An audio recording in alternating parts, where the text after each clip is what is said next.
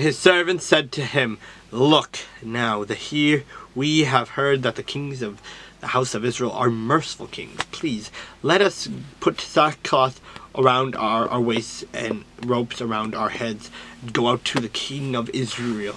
Perhaps he will spare your life. So they wore sackcloth around their waists and put ropes around their heads, and came to the king of Israel and said, Your servant Ben-Hadad says, Be pleased, let me live. And he said, Is he still alive? He is my brother. Now the men were watching closely to see whether any sign of mercy would come from him.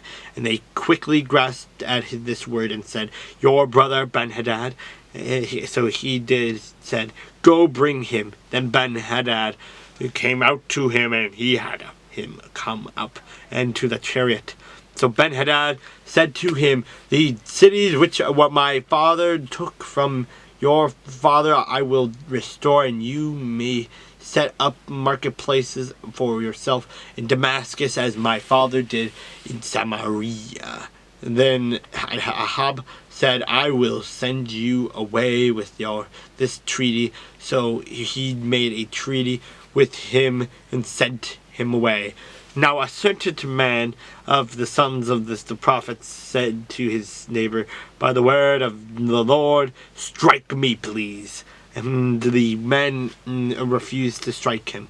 Then he said to him, Because you have not obeyed the voice of the Lord, surely as soon as you depart from me, a lion shall kill you. And as soon as he left him, a lion found him and killed him.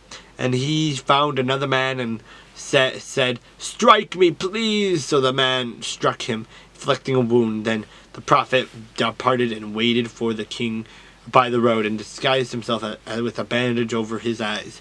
Now as the king passed by, he cried out to the king and said, Your servant went out into the midst of the battle, and there a man came over and brought a man to me, and said, Guard this man, if by any means he is missing, your life shall be for his life, or else you shall pay a talent of silver. While your servant was busy here and there, he was gone.